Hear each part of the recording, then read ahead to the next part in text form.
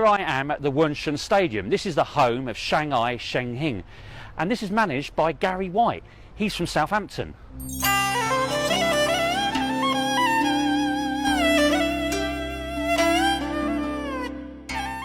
Hi Gary, pleased to meet you. Good. How was your trip? Good? Yeah, long old trip as always, you know. Thanks for coming. That's all right, good. So I'm from Southampton. Played all my youth football in Southampton, and then played for, like you say, Bognor Regis, and then I went from Bognor to Australia. Played 2 seasons in Australia, and then decided that football playing wasn't going to give me the rewards that I could live on. So I really began in earnest to become a coach. And actually have more passion in the coaching side than I did for the playing side. And then from there, just trying to find a career, because in England it's very difficult, especially if you haven't got a big playing background. So instead of sit there complaining about it, I went off and tried to find new areas where I could be successful. You're in the 2nd division, but this is an old Chinese Super League club. Just explain it. They just got relegated and they're trying to bounce back. Yeah, so for 6 seasons in a row they were in the Super League. They got relegated last year. I took over the team halfway through the season, and the team was not in a good situation, and we've started to come out of that now and move up the league.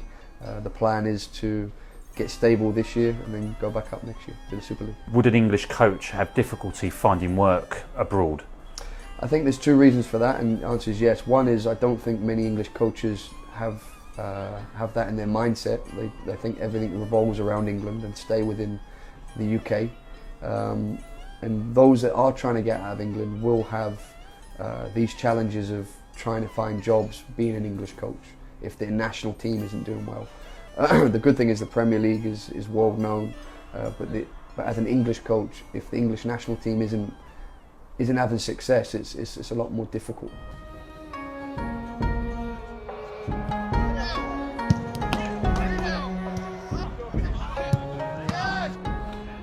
Gary White's here now, an English coach.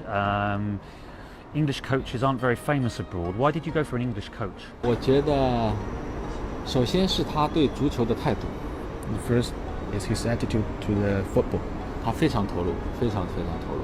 Really get himself in the football. 这个是我们看中他的一个主要原因。That's why we choose him.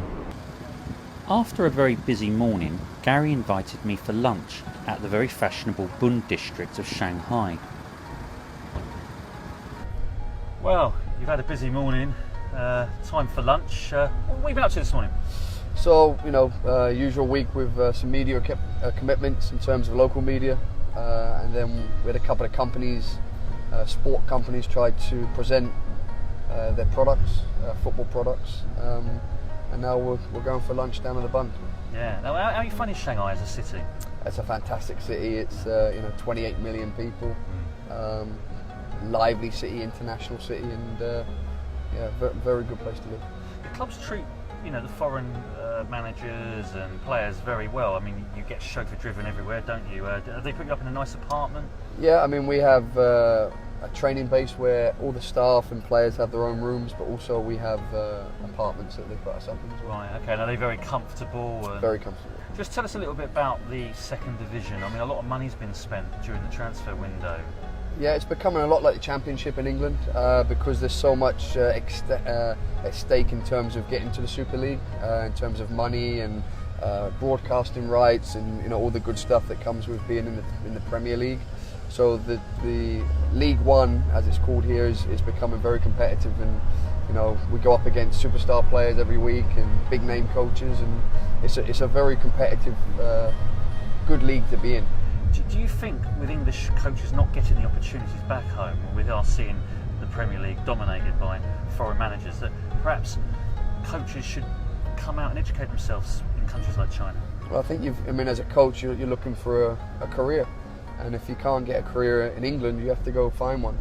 Instead of waiting for somebody to knock on your door, you need to go and show a little bit of personal initiative and some courage, and go into some uncomfortable environments to learn your trade. And that's what I had to do.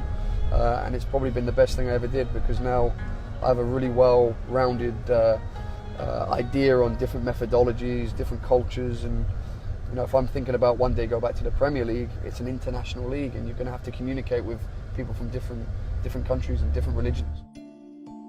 Now, obviously, Sven-Goran Eriksson's in the city.